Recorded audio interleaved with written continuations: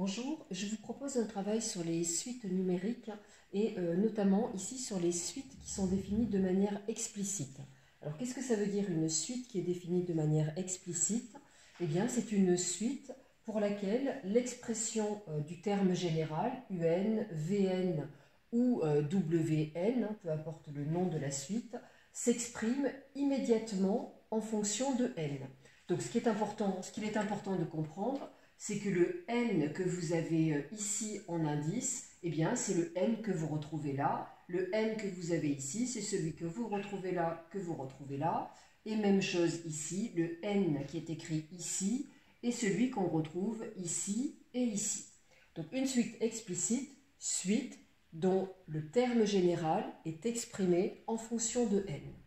Je vais travailler sur le calcul des 3 premiers termes de chacune des suites pour vous montrer qu'en fait, on travaille sur les suites explicites exactement comme on travaillait sur les fonctions. Donc, si je prends la suite U, eh bien, les 3 premiers termes de la suite, alors, l'énoncé est important dans le sens où on nous donne l'indice de démarrage qui est 0. Donc, les 3 premiers termes vont être U0, U1 et puis U2. Alors, U0, donc si on regarde l'énoncé, donc le N qui est ici et qui se trouve là a été remplacé par 0. Donc quand on veut calculer U0, eh bien qu'est-ce qu'on fait? On fait 5 moins 4 fois 0, ce qui donne 5.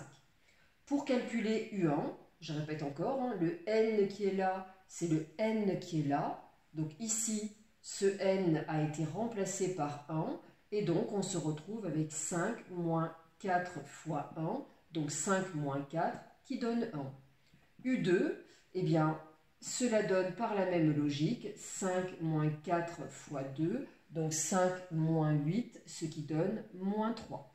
Voilà les 3 premiers termes de la suite U ou suite UN. Donc quand on parle de la suite, on note ça entre parenthèses. Voilà comment c'est noté. Au niveau de la suite V, donc là aussi, le premier indice, c'est 0, ce qui veut dire que les 3 premiers termes de la suite vont être V0, V1 et puis V2. Vn est donné immédiatement en fonction de n. Le n qui est là, c'est le même que celui qui est là. Donc si je veux calculer V0, ça veut dire que ce n qui est là, mais qui est ici aussi, qui est ici aussi, a été remplacé par 0. Donc V0 va donner 0 au carré moins 3 fois 0 plus 2 et on obtient 2.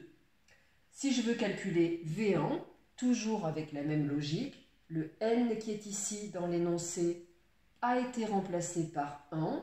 Donc je remplace le n qui est là et qui était le même que celui-ci par 1. 1 au carré moins 3 fois 1 plus 2, ce qui fait 1 moins 3, donc moins 2 plus 2, 0. Le terme V2, toujours par la même logique, donc 2 au carré, moins 3 fois 2 plus 2, ce qui fait 4 moins 6, donc moins 2, et moins 2 plus 2, cela redonne 0 pour le terme V2. Au niveau de la suite WN, donc là on voit un petit changement. L'énoncé nous dit qu'elle est définie pour n supérieur ou égal à 1. Et en effet, eh bien, si on considérait que cette expression était définie pour n égale 0, on se rendrait bien compte que ça provoque un 0 au dénominateur. Donc voilà pourquoi l'indice n égale 0 a été interdit.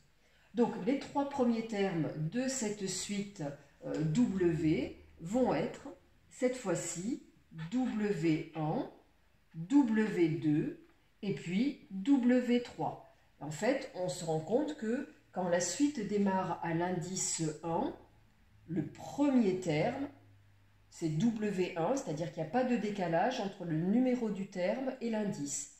Alors que là, le premier terme, c'est U0, le deuxième terme, c'est U1, donc il y a un décalage entre le numéro du terme et l'indice. Donc il faudra toujours faire très attention au démarrage de la suite et aux termes que l'on vous demande. Donc toujours pareil, ce n qui est ici, c'est le n qui est là. Donc Là, il a été remplacé par 1. Cela va donc nous donner 2 fois 1 plus 1 sur 1, ce qui fait 3 sur 1, ce qui donne 3.